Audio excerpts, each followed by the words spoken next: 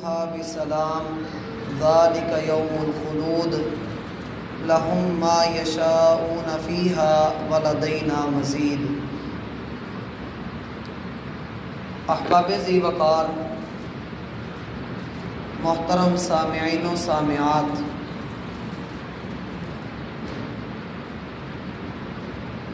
ہم اس وقت اپنی زندگی کے ان لمحات میں ہیں جن لمحات کو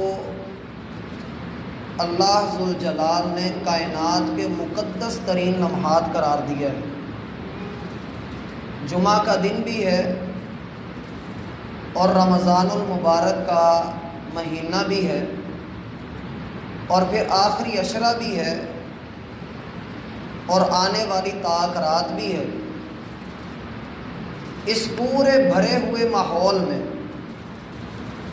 بڑی خوشی ہوتی ہے یہ دیکھ کر کہ قرآن کی تلاوت ہو رہی ہے، مساجد آباد ہیں، نیکی کا ایک ماحول نظر آتا ہے۔ آپ گاجر کے 2 ٹکڑے لیں، چند دن کے لیے ایک کو نمک لگا دیں اور دوسرے کو چینی لگا دیں، آپ دیکھیں گے کہ ایک کا اچار بنا ہے اور دوسرے کا مربع بنا ہے۔ یہ ماحول کا فرق ہے۔ ہم جس ماحول کے اندر اس وقت ہیں، ہر ایک کی چاہت اور تمنا یہ ہے کہ رمضان کا مہینہ گزرے تو میرا اس حال میں گزرے کہ میرا نام بھی ان لوگوں میں شامل ہو چکا ہو جن کو اللہ نے جہنم سے آزاد کیا ہے۔ اللہ ہمیں ان سب میں کرے، اللہ ہمارا شمار ان میں کرے۔ لیکن میرا بھائی، جو ماحول ہم نے بنا لیا ہوا ہے، ہم اللہ سے دعا کرتے ہیں کہ یہ ہماری زندگیوں کے آخر تک قائم بھی رہے، ہماری مساجد یوں ہی آباد رہیں، ہم یوں ہی قرآن کی تلاوت کرتے رہیں۔ یہ آج کی اس ملاقات کی پہلی بات ہے، پہلی گزارش ہے جو میں آپ کے سامنے رکھ رہا ہوں۔ دوسری بات یہ ہے کہ میرا بھائی، ہم جیسے بھی ایمان کے لیول پر ہوں، جس مرضی ایمان کے لیول پر ہوں، اللہ کی طرف بھاگنا نہ چھوڑیں، اللہ کی طرف ہجرت کرتے رہیں، اللہ کی طرف چلتے چلے جائیے۔ اتنا چلیے کہ فَفِرُّوا إِلَى اللَّهِ، دنیا کی ساری ہجرتیں ایک طرف ہوتی ہیں۔ نبی علیہ السلام نے کہا کہ لوگوں، اصل مہاجر وہ ہوتا ہے جو گناہوں کی زندگی کو چھوڑ کر رب کی طرف چل پڑتا ہے۔ اس لیے اپنی زندگی سے اگر ہم گناہوں کو چھوڑ کر بیٹھے ہوئے ہیں، اور اللہ کی قسم اس بات پر تو بڑے یقین کے ساتھ میں کہہ سکتا ہوں کہ ہم نے بڑی حد تک گناہوں کو چھوڑا ہوا ہے، ہم نے اس مہینے میں اپنی بڑی حد تک اصلاح بھی کی ہوئی ہے، لیکن میرا بھائی، آنے والے دنوں کے اندر رمضان کے بعد اگر گناہوں کو چھوڑ چکے ہیں تو میرا بھائی دوبارہ گناہ نہ کیجیے گا۔ کیا ہم رمضان کی عبادت کر رہے ہیں؟ ہرگز نہیں۔ ہم تو رمضان کے رب کی عبادت کر رہے ہیں۔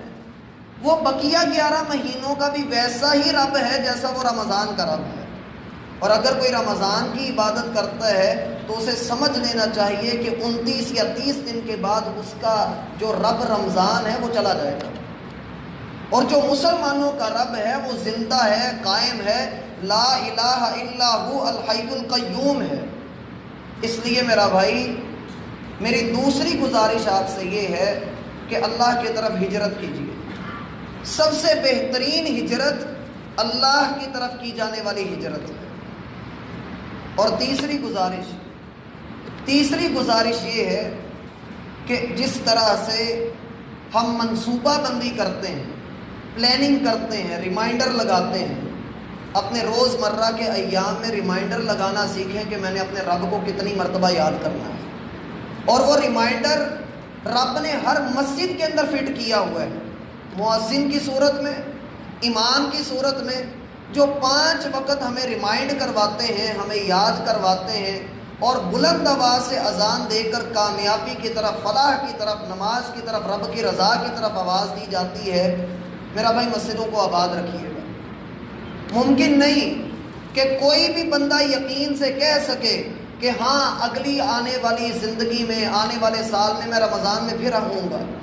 کتنے ہی لوگ ایسے تھے جو پچھلے رمضان میں ہمارے ساتھ تھے، اب موجود نہیں ہیں۔ ہو سکتا ہے آنے والے سال ہم میں سے کوئی ایک نہ ہو، ہم اللہ سے ملاقات کر چکے ہوں۔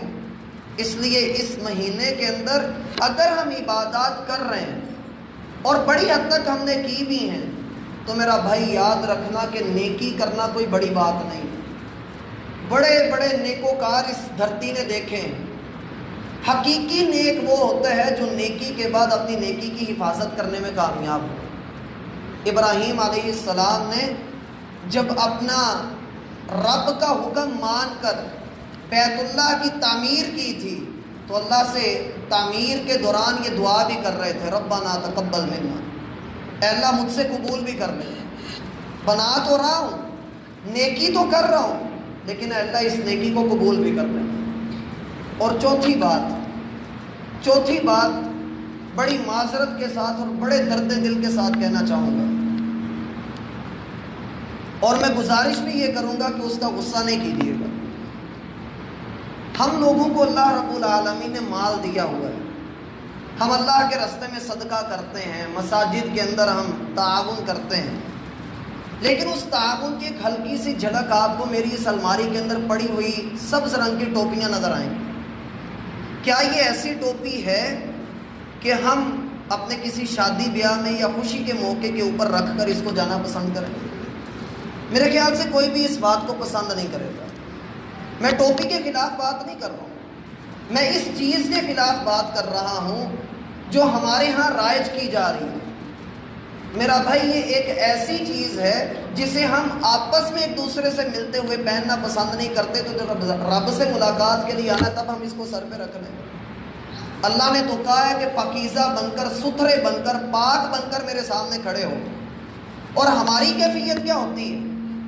ہم وہ کھلاڑیوں والا لباس پہن کر فجر میں آ جاتے ہیں، نہائے دھوئے بغیر ہم مسجد کے اندر، خوشبو کا اہتمام کیے بغیر ہم مسجد کے اندر، اور بڑی ہی عجیب حالت ہے کہ جو قرآن گھر کے اندر جن کی حالت ٹھیک نہیں ہوتی، جن کی مرمت ہونے والی ہوتی ہے، جنہیں آپ شہید ہوا کہتے ہیں، ہم اسے مسجد میں بھجوا دیتے ہیں۔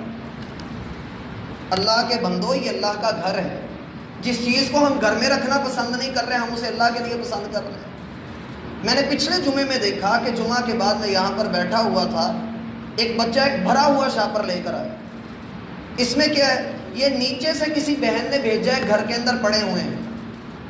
میں سمجھا کہ کوئی کتاب انہوں نے مسجد کو ہدیہ کی ہے، لیکن یقین مانیے کھول کر دیکھا تو اس میں صفحے تھے، بس قرآن کے بکھرے ہوئے صفحات۔ ہم اس کو مسجد کے لیے پسند کر رہے ہیں، اور پھر اگر اس کو ہم کہیں آگے پیچھے کرنے کی کوشش کرتے ہیں تو پھر گستاخوں کا فتویٰ ہم ہی پہ لگتا ہے۔ اس لیے میرا بھائی، اور میں اپنی بہنوں سے بھی اس بات کی گزارش کروں گا، اگر کوئی ایسی چیز آپ مسجد کے پاس بھیجنا چاہتے ہیں، اللہ کے راستے میں دینا چاہتے ہیں، تو اللہ کا فرمان ہے انفقوا من طیبات ما کسبتم ومما اخرجنا لکم من الارض ولا تیمموا الخبیث منه ما تنفقون ولستم بآخذیہ الا ان تغمضوا فیہ۔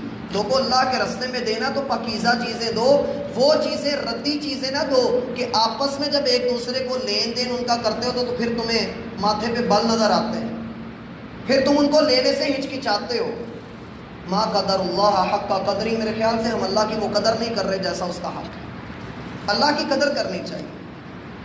اور پانچویں بات، یہ بھی بڑے درد دل کے ساتھ کہوں گا، آپ کے علم میں ہونا چاہیے کہ ہماری یہ جو مسجد ہے، بلکہ دنیا کی اکثر مساجد کا نظام صدقے کے اوپر چلتا ہے، یا ان مخیر حضرات کی خرچ کی ہوئی رقم کے اوپر جنہوں نے یہ کہا ہوتا ہے کہ ہم مسجد کو اتنی رقم دیں گے۔ لیکن انتہائی افسوس کے ساتھ میں یہ اعلان کر رہا ہوں، یہ بات کر رہا ہوں کہ ہماری اس مسجد کے جو خادم ہیں، وہ صرف اس لیے ہم نے ان کو فارغ کیا ہے، ان کو جواب دیا ہے کہ دینے کے لیے ہمارے پاس رقم نہیں ہے کہ ہم ان کو تنخواہ دیں۔ ہمارے پاس رقم نہیں ہے کہ ہم ان کو تنخواہ دیں جو مسجد کی صفائی کر رہے ہیں، مسجد کا جو انتظام کر رہے ہیں، جو آ کر 2 دن بعد 3 دن بعد مسجد کو دھو جاتے ہیں، ان کو دینے کے لیے رقم ہمارے پاس نہیں ہے۔ میرا بھائی، اللہ کا دیا ہمارے پاس بڑا ہے، اگر ہم 10 بندے بھی مل کر 1000 روپیہ دیں نا تو اس کی تنخواہ پوری ہو جاتی ہے۔ غریب کے گھر کا چولہا جل جاتا ہے۔ اور اگر ہم زیادہ ہی نیک بننا چاہتے ہیں تو مسجد کی صفائی وہ کام ہے جو نبیوں نے کی ہے۔ پھر کوئی بندہ خود ذمہ داری لے لے کہ وہ یہاں اس مسجد کی صفائی کرے، یہاں کے انتظام کو دیکھے، بالخصوص صفائی کے اعتبار سے۔ اس لیے میرا بھائی اس کے اوپر بھی غور کرنے کی ضرورت ہے۔ اللہ رب العالمین ہمیں ان باتوں کو سمجھنے کی اور ان پر توجہ دینے کی توفیق عطا فرمائے۔ وما توفیق